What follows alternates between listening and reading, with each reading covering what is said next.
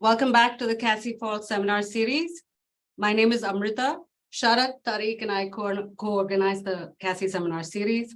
I'll be your host for today's virtual event. Before we commence with the talk, a plug-in for next week's hybrid event with Saad Gulsar from Princeton University.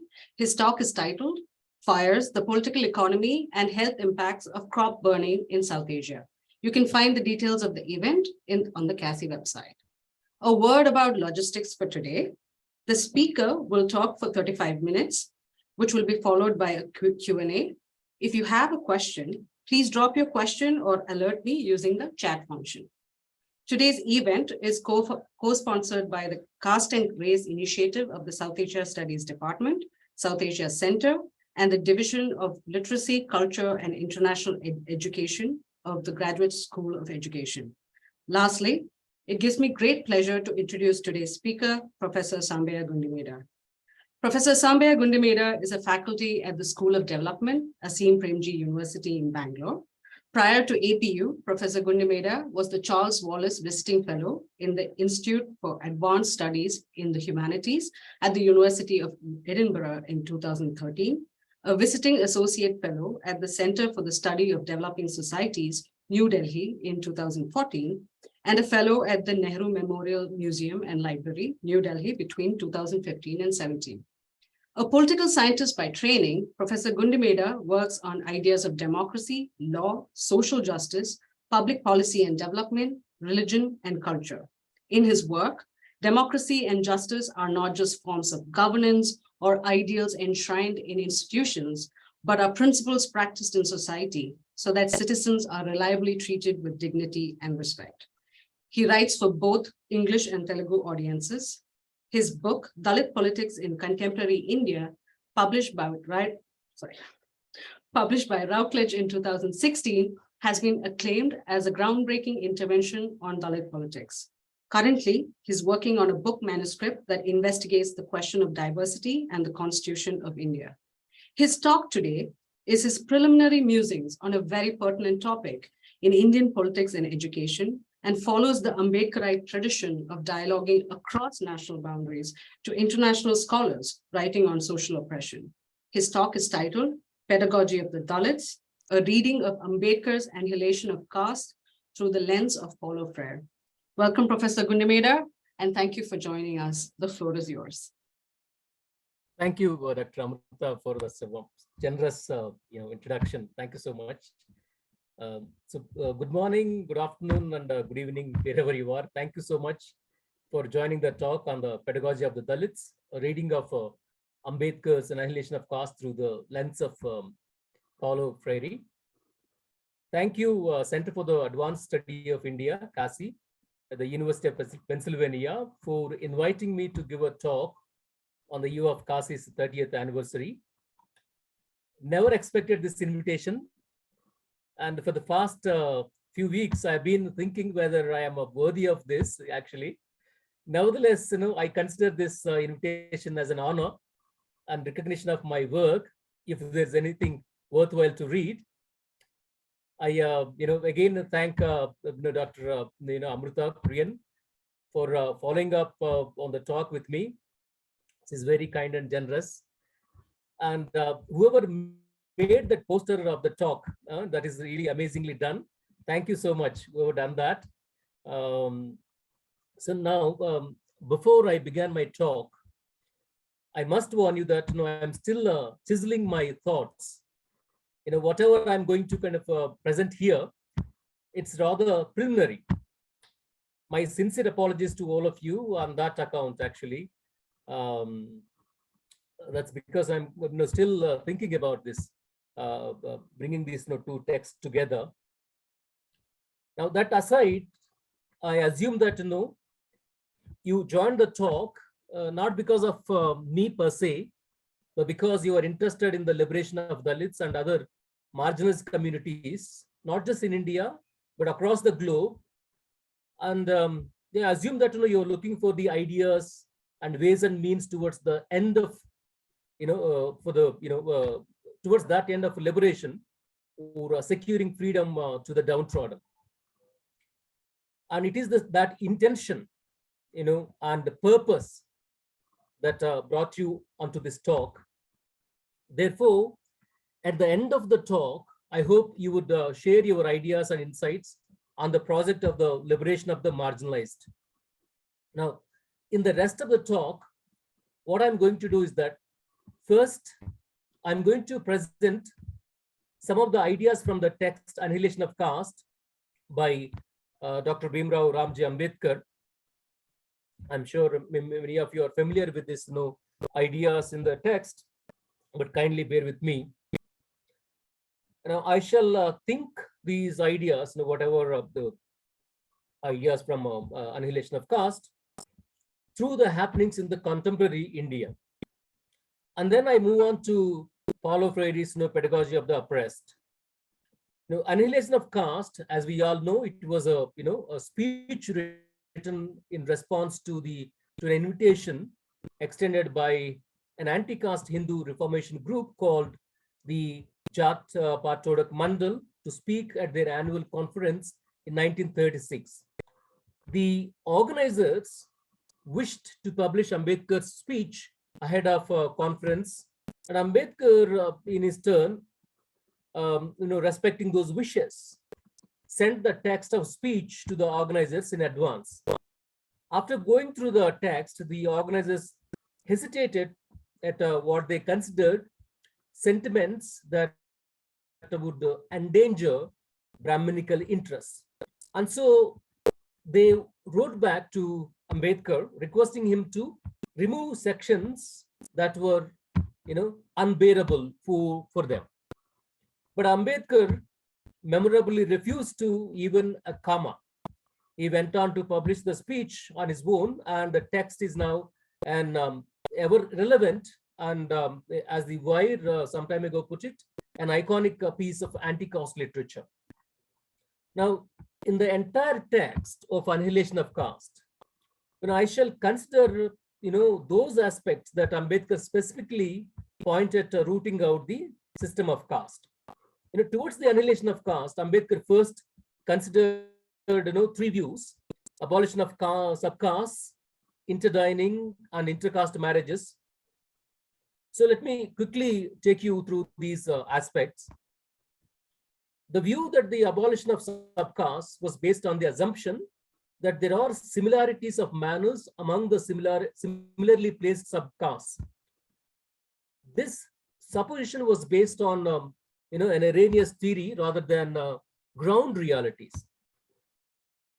For according to this Chaturvarna Vyavastha, or fourfold social order, the Brahmins are the first and the highest of the four Varnas, and they are the only caste that allowed to read, recite, and teach the Vedas. This law, however, is not practiced systematically everywhere, and there were contradictory evidence on the ground. In the sense, in terms of levels of education, social status, and food habits of any caste from any religion differs with some same caste from other regions. And there are castes which, despite their dissimilar location in the hierarchical order, have more commonalities, right?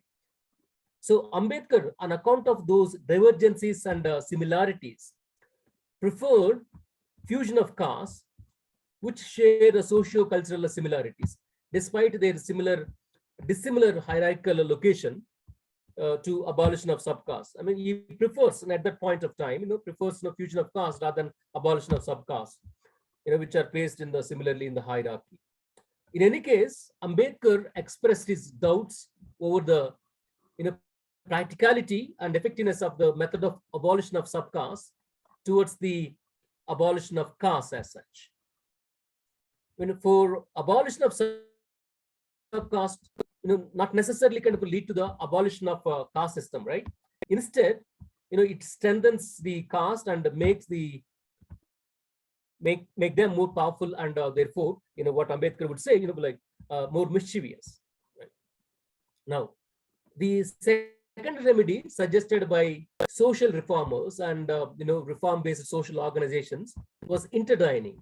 Ambedkar rejects this remedy too on the ground that the said remedy neither kills the spirit of caste nor the consciousness of caste, right? For in the idea of interdining, there is no idea of giving up caste. Each caste goes in its respective separate ways and continue to practice after the interdining event, right? This was not just Ambedkar's experience or the experience of his time. In fact, in our own times, we all knew the futility of this remedy. These days, a great number of politicians, either before the elections or during the elections, go to Dalit neighborhoods for meals or sleepover. Rahul Gandhi sleepovers in Dalit locations in 2009 and Amit Shah's lunch with a Dalit family in Odisha were well-known examples in recent times. Such acts do not really create any sense of oneness or equality. Rather, they remind the Dalits their social status as the untouchables, right? And expect them to be grateful to those caste Hindu, upper caste people that visit them. But I always wonder why the caste Hindus come to the Dalit localities. Why not take the Dalits into their localities, into their houses and feed them in their dining halls, right? Now, we all knew why they don't do this. They're afraid of that presence of the Dalits will pollute their houses, isn't it? So, despite rejecting the first two remedies, Ambedkar was greatly in favor of, third remedy, the intercaste marriages in the direction of in the direction of annihilation of caste. So, the real remedy, Ambedkar opines, for breaking caste is intermarriages. For he was convinced that only fusion of blood alone can create the feeling of being kith and kin, and nothing else will serve as the solvent of caste. Yet, he sadly notes that the unpopularity of the idea among the Hindus. There were hardly any intercaste marriages during Ambedkar's time. Now, the unpopularity of the idea of intercaste marriage was not just during Ambedkar times, we all know, but even in our own times too, right? Of course, I'm not suggesting that the intercaste marriages are not happening in contemporary India. They're very much happening in today's Indian society. But the question is, what is the attitude of the society towards those intercaste marriages? Now, across India and across castes and religious communities, we come across honor killings, right? For instance, in 2015, as many as 288 people died in the name of honor, and 145 honor killings were reported between 2017 and 19. Recently, world watched rather shockingly the horrific killing of Dalit man for marrying a Muslim girl in Hyderabad, Telangana state. So surprisingly, the cases of honor killing are not confined to India alone. As Indians traveled abroad, they are taking their caste along with them. This is something famously said by Ambedkar also, right? To give an example, now some time ago, Subhas Chandar, who was immigrated to U.S. Chicago, set a fire that killed his pregnant daughter, son-in-law, and 3-year-old grandson. During the investigations, he disclosed to the police that his daughter brought shame onto the family by marrying a man from a lower caste. In any case, in recent years, we all knew the presence of caste in universities and the workplaces in the US and UK. The hue and cry made by the dominant Hindu communities when the California university system added caste to non-discriminatory policy is very much fresh in our minds. Now, theoretically, intercaste marriages should end the caste, right? But in reality, in most cases, that's not happening. The married couple are not giving up their caste identities, even after their intercaste marriages.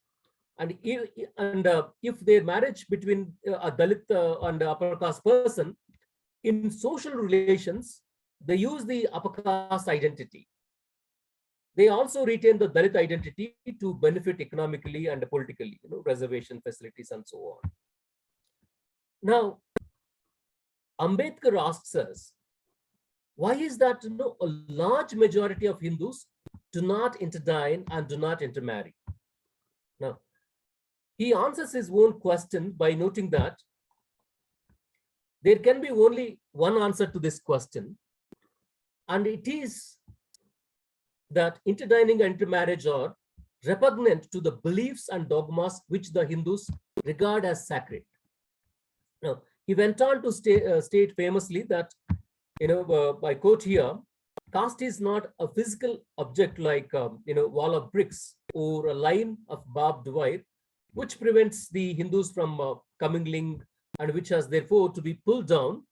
Caste is a notion, it's a state of mind. The destruction of caste does not therefore mean the destruction of a physical barrier.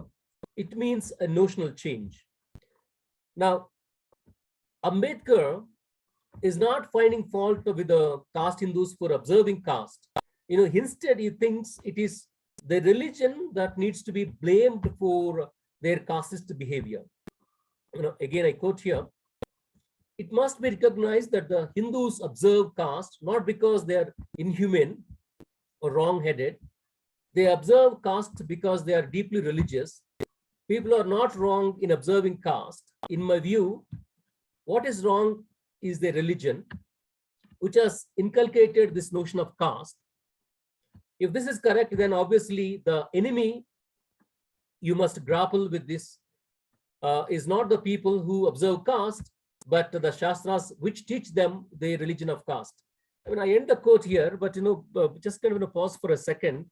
This was kind of long time ago Ambedkar mentioned, and Ambedkar doesn't want to find the fault with the people. But those people who are highly educated, how do we sort of explain now those people who highly educated people practicing the caste actually? Is it kind of should we blame them? Should we blame the religion?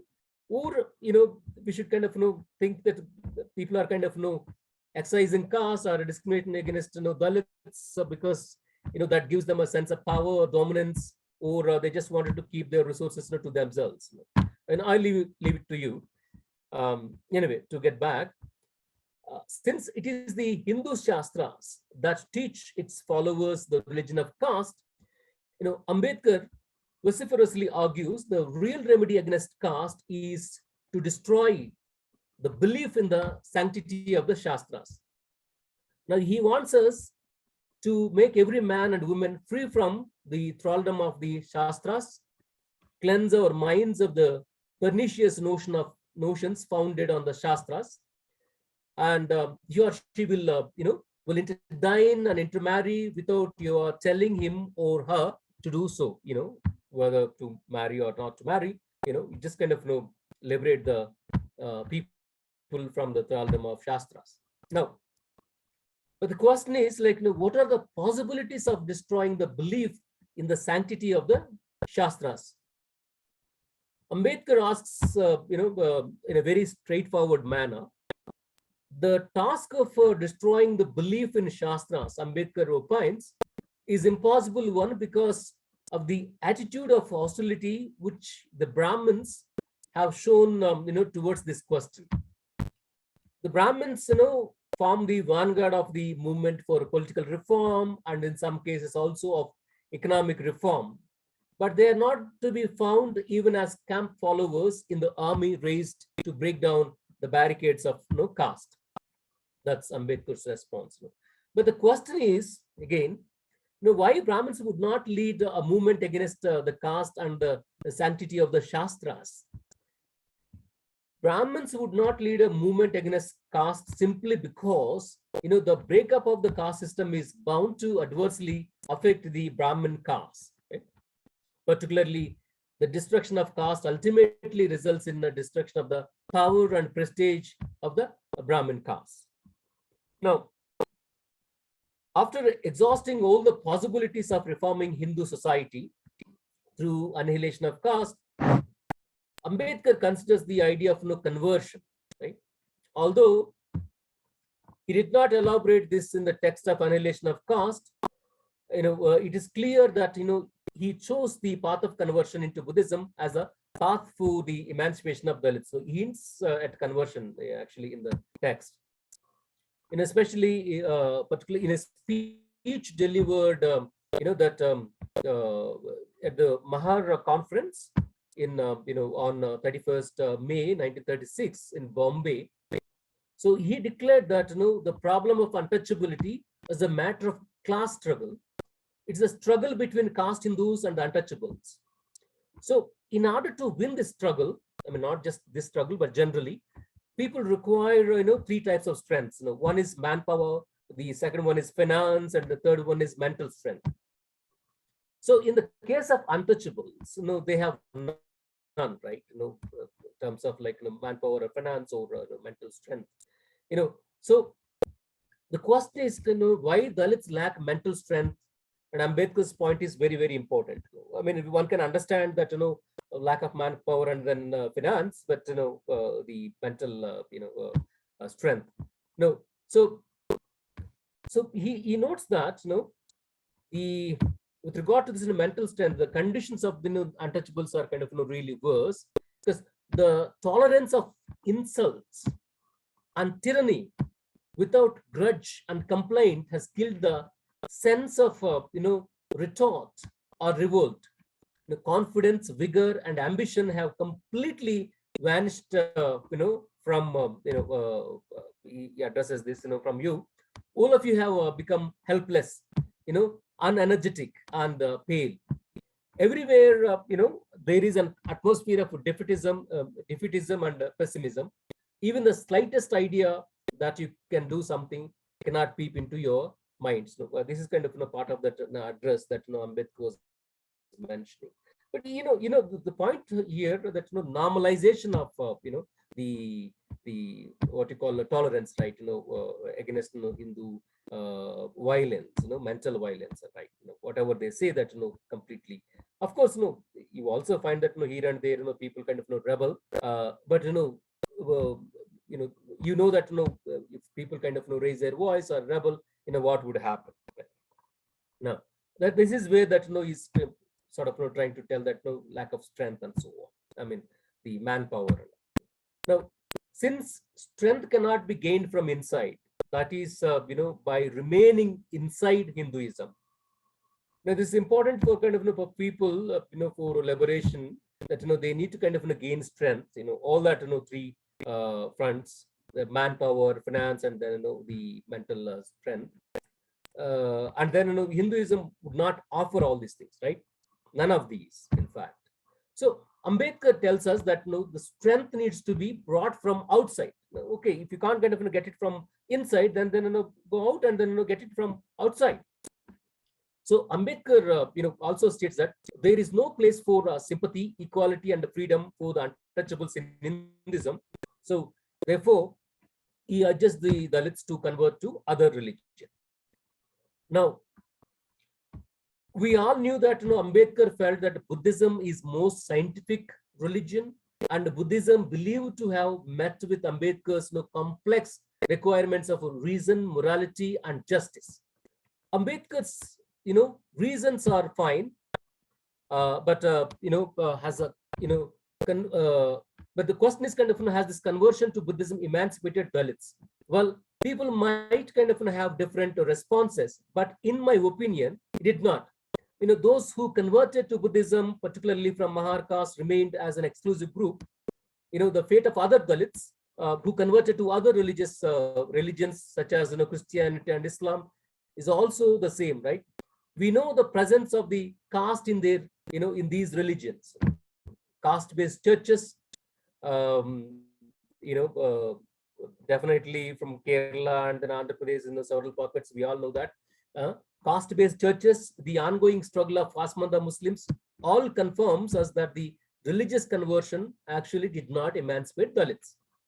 Now, so in our times, we also see that caste-based assertion by the individual Dalit castes and groups, such as Kanshiram's claiming of horizontalization of vertical social order.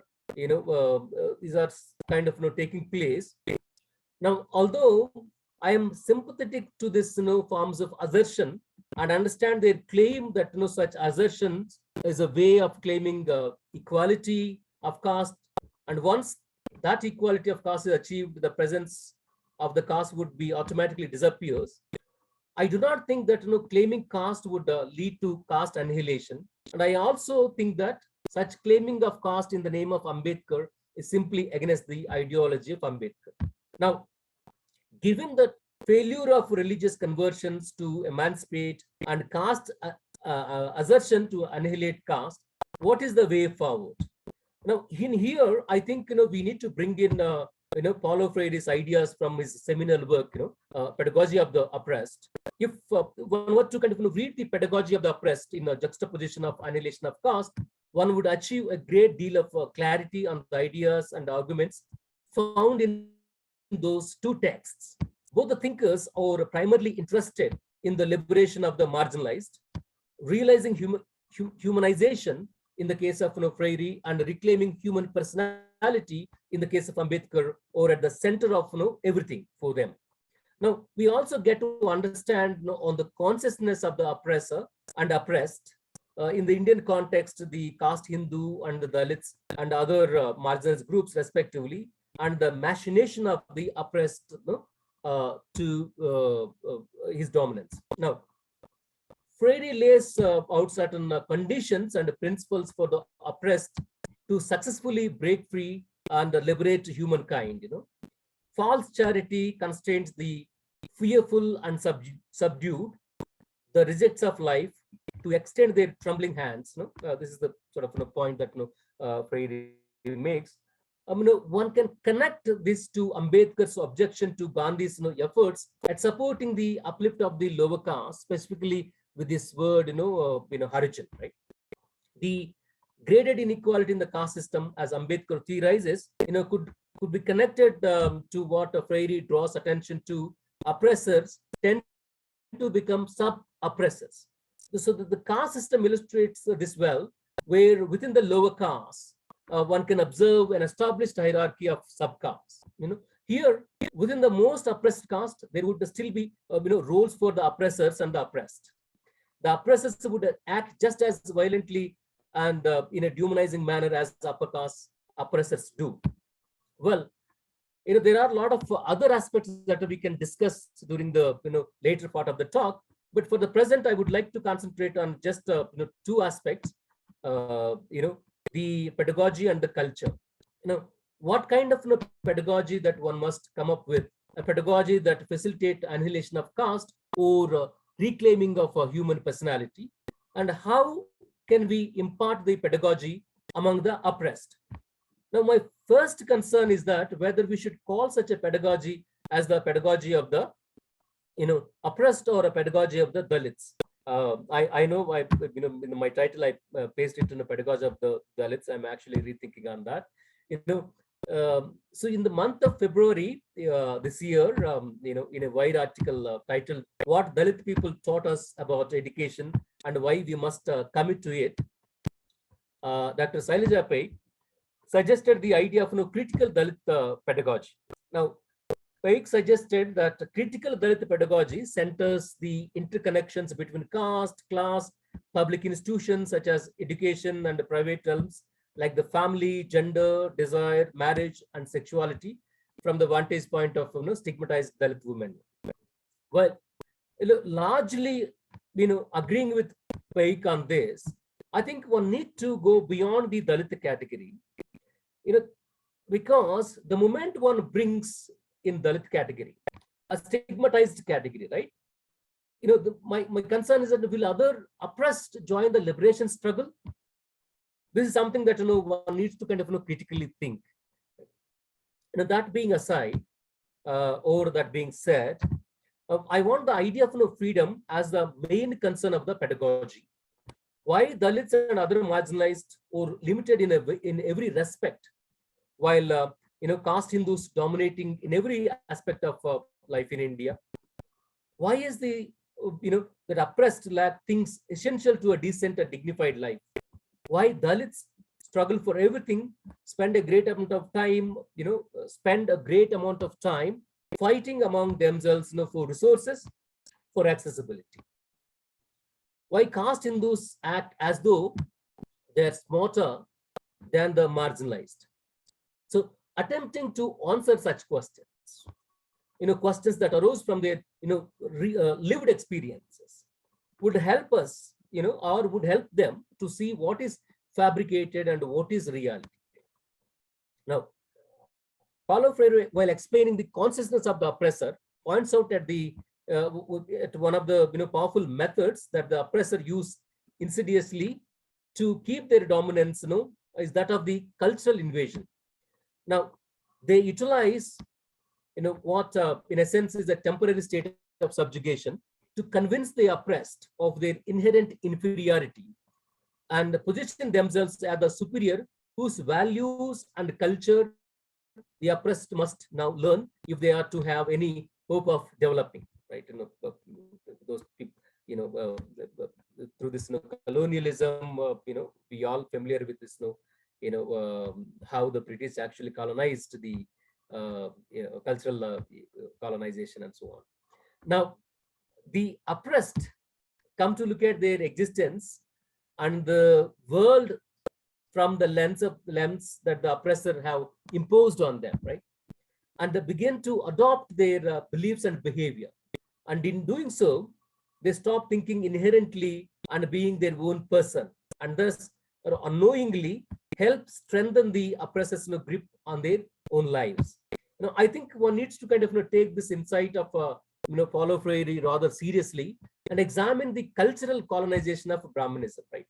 Why is that all the Hindu festivals celebrate the victory of the caste Hindus, as if Dalits don't exist or other marginalized don't exist in here?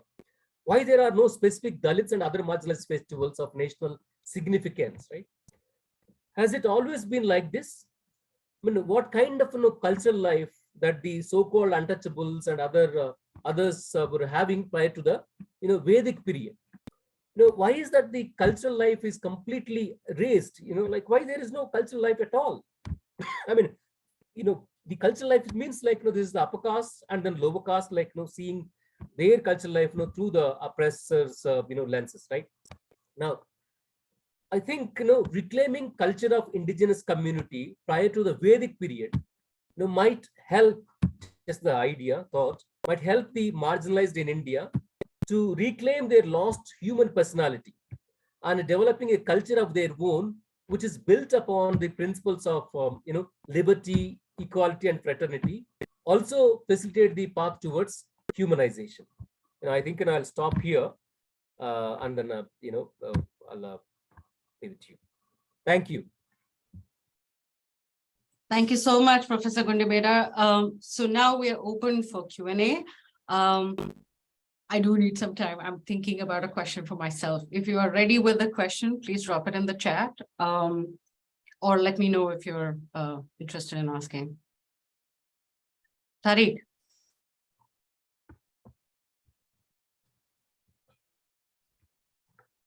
Yeah, sure. Thanks so much, Sam, for that very thought-provoking talk. And I'm still processing myself, but just a couple of points that you made that I'm just trying to react to and kind of think through with you. The first was, when you talked about Ambedkar's kind of blaming of religion, I thought that was quite interesting. This idea that it's not about kind of the observation of caste and caste hierarchies as being about someone's inhumanity, but about their deep piety or their deep religiosity. And I was trying to think through how that's squared. I mean, there seems some kind of, to me, theoretical and philosophical tension between that observation and how he talks about graded inequality.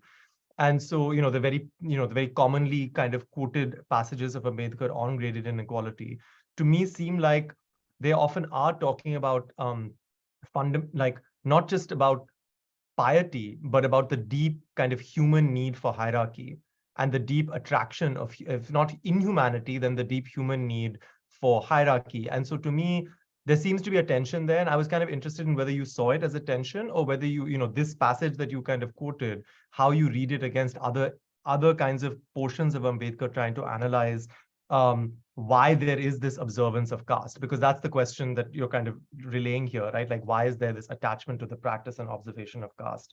among privileged Hindus, and that was something that that I couldn't quite fully figure out. The second was, this kind of question I had about a lot of what you are thinking through is in kind of the language of politics, or at least the worlds that I study, often a question about it is a question also about thinking about aggregation and coalitions and about broadening the umbrella of people. I mean, exactly your question about your ambivalence about calling it pedagogy of the Dalits. At some point, it is a question about how to build broader social coalitions. And I've really been thinking about, what happened, like what can we learn from the experience of what happened with Bahujan? I mean, if you mentioned Kanchi Ram, but the whole move from DS4 to Bahujan Samaj Party was this idea of some kind of more aggregative category.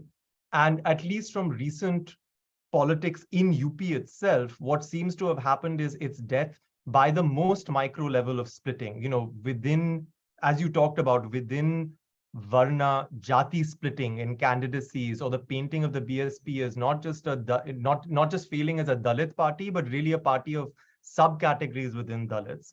And so there, I think there's a lot of prescience around, how much can we look at subcaste eradication? And far from being eradicating subcastes have in fact eradicated these attempts at larger political coalitions.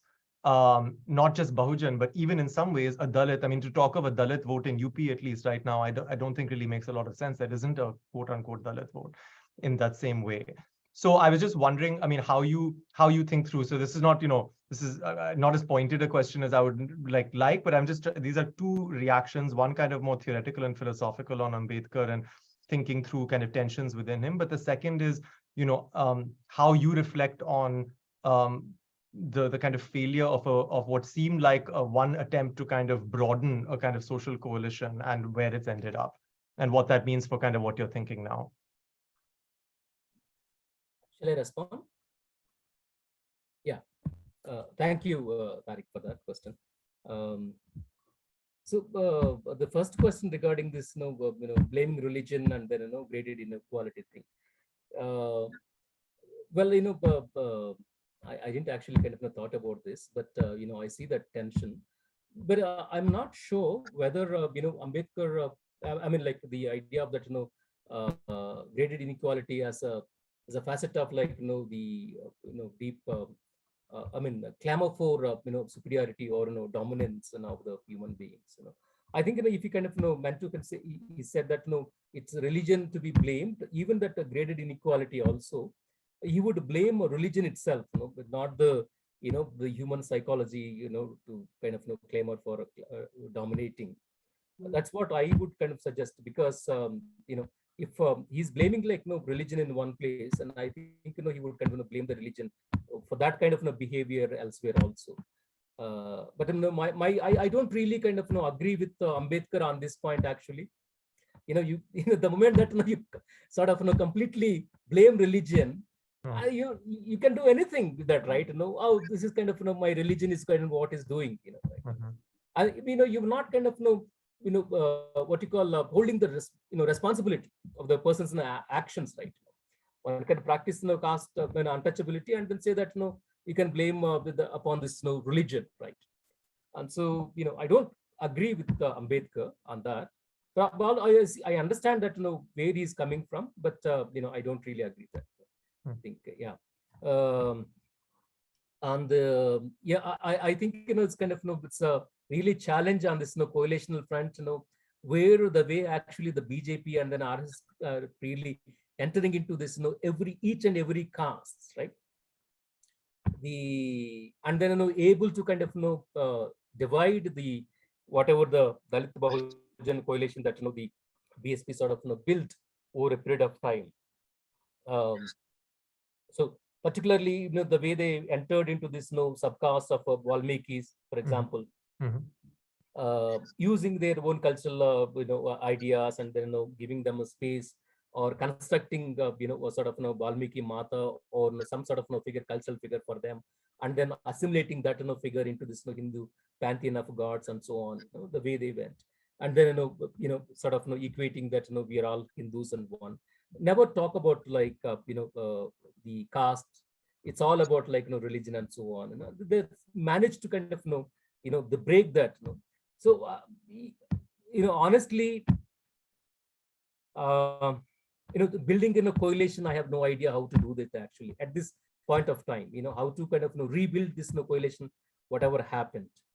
Uh, you know, but, I think, this, the whole idea of, I mean, if you kind of, take this idea of, pedagogy of the oppressed, or, any insights, there is a possibility sort of, bring the people together again, around the lines of, oppression, right? That, some of the questions that, I posed, that, why you are lacking, why other people are lacking, critical thinking, through their own lived experiences. But it's kind of, it's going to be a long road, very painful road, in fact, I think very challenging, but it has to happen. If one wants to kind of, break this, Hindutva, onslaught, or Hindutva dominance, on these marginalized mindsets, I think, that has to be done. Thank you. Thank you. Thank you. Thank you so much, Professor Gundimeda. I had a question, and after me, Jasmeet also has a question. So, solidarity projects and solidarity across oppressed classes, right, is something that I think scholars in the United States have thought about quite a bit. But as somebody who's an educator in India, and I know you're just beginning this project, and you're probably like, you're mulling through that yourself. As an educator in India, embedded within institutions of the oppressor, right? How do you put in line? How do you put in into your practice or into your teaching some of these ideas of critical pedagogy that you're talking about, right? Or the pedagogy of the oppressed in that sense? Thank you, Amrita. So, in the subjects that, we are kind of teaching in our universities, we don't really come across, the, ideas of, caste oppression, humiliation, all that, right? So I think, one way of, addressing, or, making some sense of like, what's happening around, in, including some of these themes into the, pedagogical, or, into the teaching. I don't know how one has to do that, given that a new education policy, but at least, some of the university, in Azim Premji University where I teach, I kind of, have a paper elective, which is talks about diversity. And then I bring in some of these questions. So some universities still kind of, retain that independence, but now I don't know how long they can retain that independence, but it's kind of, very challenging. Given that, people are actually, casteized, right? People are sort of, completely come with this, the baggage of, caste mindsets and then religious mindsets. Divisions are very clear. And then, maybe in the class room, they might kind of, put up as kind of, one, as a kind of, group of students. But, it's very clear that, people are kind of, divided on those lines. I think it's a very challenging. Yeah, Well, I don't know, but like one has to kind of, really think. But some universities, yes, at least, they allow. But a lot of other universities, I don't know whether I'm kind of answering your question, Amrita. Is it something that, specific other than this? No. I was just wondering, because as an educator, I'm constantly thinking about, ways you can actually teach to the oppressed to bring in critical consciousness, right? But often than not, institutions themselves form the chokehold for those. What happened? One of the problem is that, when very recent, I mean,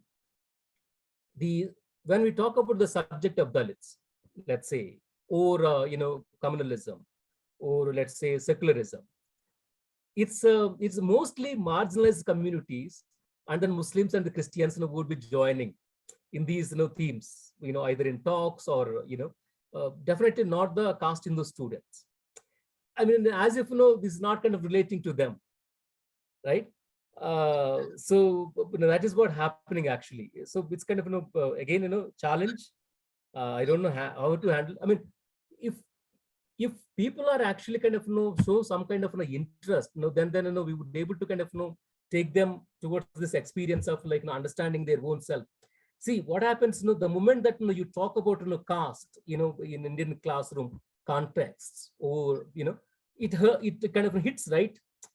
It hits everybody, like particularly a majority of the students come from this upper caste backgrounds. We take any private university or private private college or private institution, right?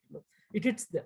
And so now the complaint against the faculty member who teaches these either a caste question or asking them to reflect upon their own caste, they would say that this guy is kind of dividing. then he would get call from the registrar. This is what happens actually. I mean, it's also now very, very easy, right? Now with the Hindutva, everything that hurts sentiments, right? The moment that you talk about religion or caste or anything that you're hurting the sentiments. It's easy kind of put in that and then you are dividing. We are not, you're against anti-Hindu, or you're not a nationalist, and so on. Some of these ideas kind of ready-made responses that they would bring in. It's very difficult actually kind of making the students to kind of to make them to think where they come from, how they come from, and so on. Why other people are lacking, why some people are kind of having a lot than what is required, and so on. Yeah, I don't know. I'm not sure whether this kind of we would able to kind of bring in some of these questions in the near future, especially if BJP is going to come back to the power in the future, of these elections. Yeah, screws are tightening, everywhere.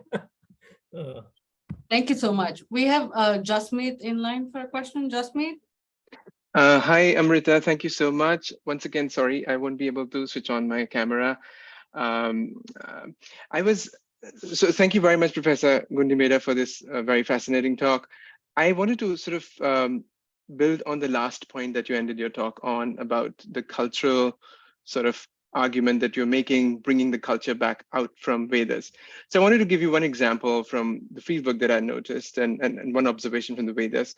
I'm not a scholar of Vedas at all, so I may be completely off track on that.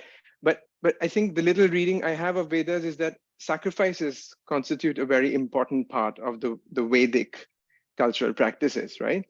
And in my fieldwork, I could in fact see a lot of practices of sacrifices of goats or sheep involving blood and so on across the different subcastes amongst the ex-untouchable category, right? Now, these practices within a city context are being practiced, but are being practiced in a very, very hidden way, in a hidden environment. There is no way that even nearby upper castes or middle caste or OBCs even would be able to accept these kinds of sacrifices.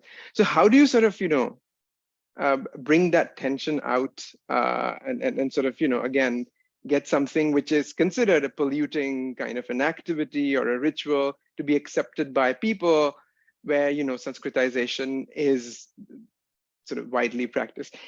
And a second small point I had about pedagogy was about why not use storytelling as a way to sort of empathize students into sort of this critical pedagogy of caste. So I have an example, for instance, Om Prakash Valmiki's Juthan, or even like mainstream novels such as A Fine Balance by Rohinton Mistry, where there are very, very powerful passages on caste. And I think it has a very, very strong impact on audience on humanistic grounds. And I was wondering if you see this kind of an approach as a good idea to introduce people into caste, and then you can sort of bring like more challenging questions about graded inequality or subcaste divisions and so on and so forth.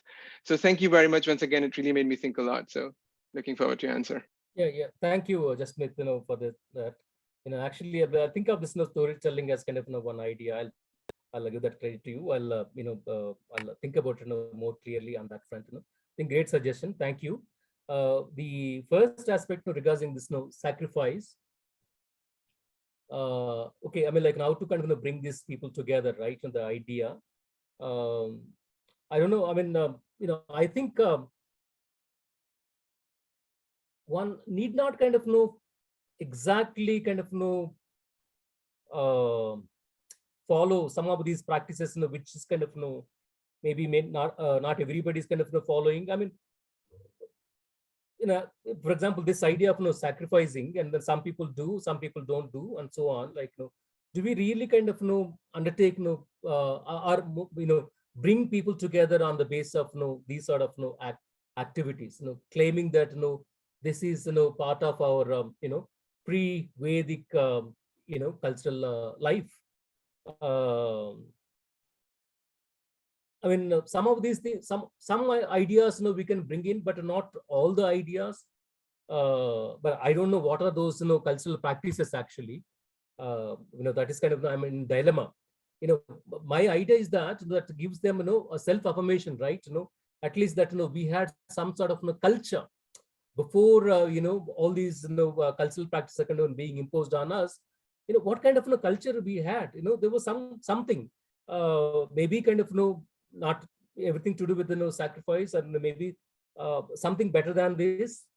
So some of those ideas, if they can bring in, and then tell all these the not just kind of Dalits, but then OBCs and then other communities, that we had some common cultural practices which has kind of give us some sort of value in our life.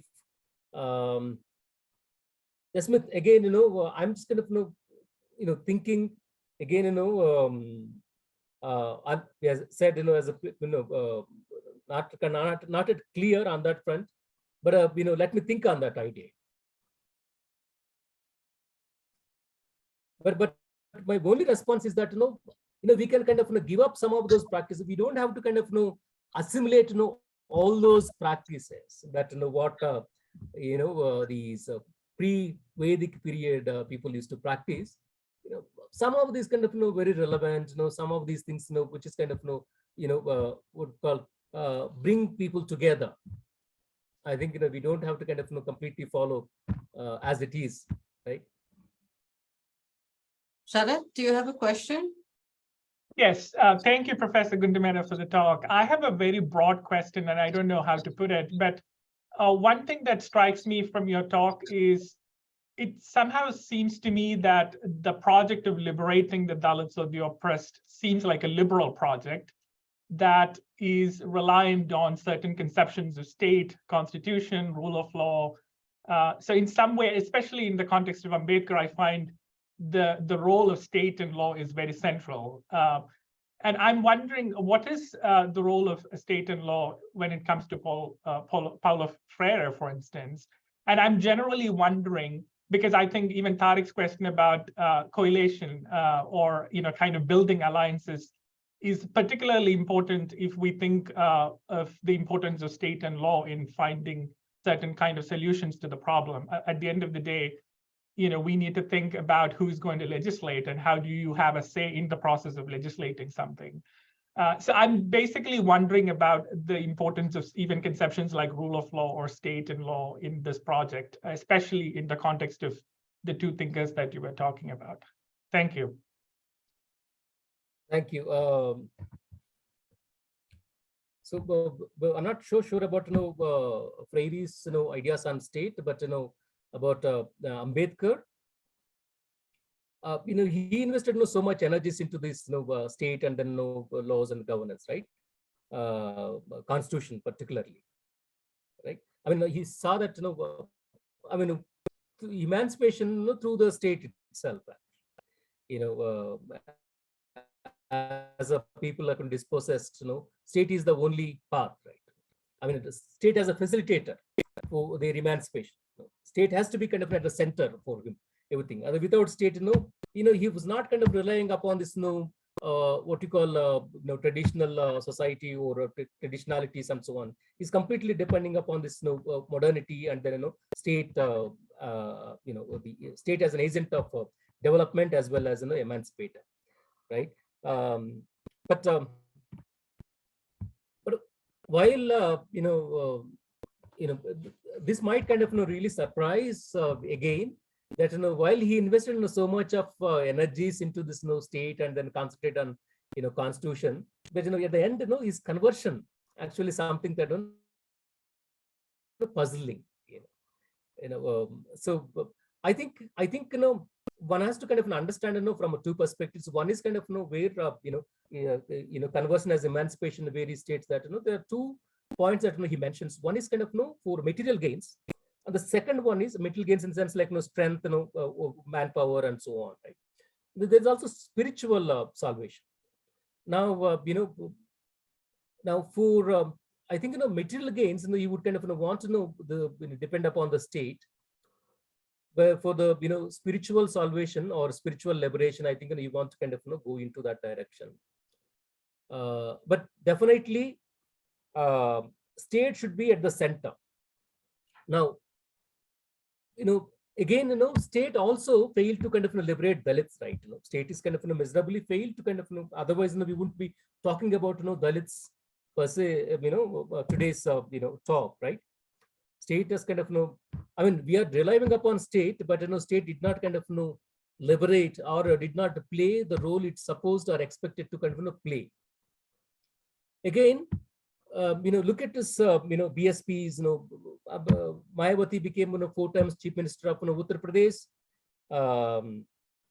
Now, and now we are actually like, back to square one in a way we started, in the sense that, with regard to this Dalit Bahujan politics, right? I think so the BSP did not focus upon some of these issues. I mean, maybe kind of they try to kind of bring people together, and then some of the cultural events or construction of Ambedkar museum and so on, park in Lucknow and so on. That is done. But I think they did not really kind of deeply invested on the idea of culture, and this is where kind of the BJP and then RS would be able to kind of enter into and then break this whatever kind of the peripheral the coalition that taken place at that point of time, right? I mean, while I agree that state is important, but at the same time I think the emancipation, cultural emancipation, has to kind of happen simultaneously. One cannot say that which is the first and which is second. I think it has to happen simultaneously. I mean, why they're not? I mean, Dalits are kind of now hither thither everywhere, right? They're not kind of one sort of one group of people now. They can be divided on the basis of like caste and subcaste, other than the people who are having reservation, people who do not kind of access reservations, right? People who do certain occupations, people who do other occupations, and so on. In every aspect, they can be divided. But if there is some sort of common culture, that culture would have brought these people together, right? That would have kind of welded them together. Something lacking there, and that is where like the BJP kind of swept into that empty path. I think empty space. That's where yeah. So in a way that what I'm trying to say that Sharath, I don't know whether I will be able to respond to your question, but state is important, but at the same time cultural life is also very important, because in order to kind of make the people to, I mean, especially kind of to retain the political power. If political power gives them material goods and so on, in order even to retain that political power, that people have to have that cultural resources, right? So the lack of cultural resources are like what led this state of condition now. That's what I think. Thank you for the question. We'll take a final question from Lisa. Thanks, Amrita. Thank you so much for this really important discussion, and it's really nice to see you here. I wish you could be here in person, but this will have to be second best. I also want to return to this question of the cultural and its relationship to the political, and its relationship to pedagogy, which you so nicely framed in your talk. And I know you've done research on some of the experiments in trying to make festivals into pedagogical events. I wonder if you could talk a little bit about, for example, the Sukoon Festival at Hyderabad University and the way that the beef stalls that were incorporated into the Sakun Festival functioned as not just as a political intervention, but also as a pedagogical intervention. Could you say a little bit about either that or other festivals that have actually tried to make a pedagogical intervention? Yeah, thank you, Lisa, for that. Nice to see you again, after so many years. Yeah, the Beef Festival in Hyderabad, Sakun Festival, I think, that's kind of very, very really important, because, this is where Dalits, it's not just about, beef eating, right? It's about like, claiming a space in the university space, right? Hitherto the university space is kind of occupied by this, the vegetarian, community, or the Brahmins, the upper caste and the caste Hindus largely. But now here Dalits are kind of claiming that we also have a space, and then food is kind of one accessory, right? Food. I think I think that's very important. And then there are other these days, recently other festivals through which Dalits are trying to kind of reclaim a space or counter Hindutva's onslaught.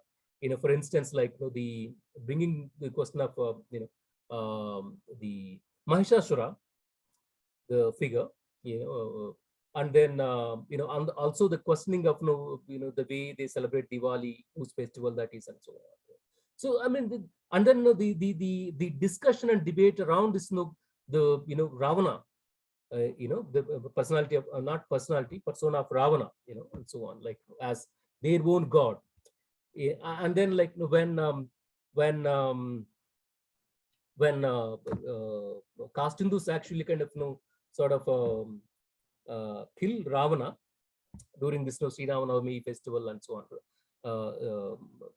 Jayanti, that the Dalits kind of began to claim that okay, if saying anything against Lord Ram hurts your sentiments, even Ravana is our god, that kind of you are actually kind of setting a fire to his efficacy, and so that also kind of hurts our sentiments, right? So in a way we see that there's a kind of what you call the project of cultural homogenization is kind of challenged by the marginalized, while they're trying to kind of homogenize the Indian culture through these cultural means like festivals, for instance, let's say Durga Puja or Ram Navami and so on. But these people are also kind of challenging this, that we are we don't really kind of follow same same festivals, we have a different takes on that. The claiming of diversity, actually we have a different take on it. I mean, again it's a claiming of what you call their own space, and also challenging the dominance of the Hindutva forces, I think. Yeah, I mean, that's kind of very powerfully kind of being drawn, but of course that has to be kind of supported by the political power, right? You require political power even to kind of bring anything. Now you say something that people kind of being arrested and then put behind the bars for years together, and so despite that lack of political power, still kind of people are kind of figuring out ways and means of challenging this homogenization project of the RSS and BJP. Thank you.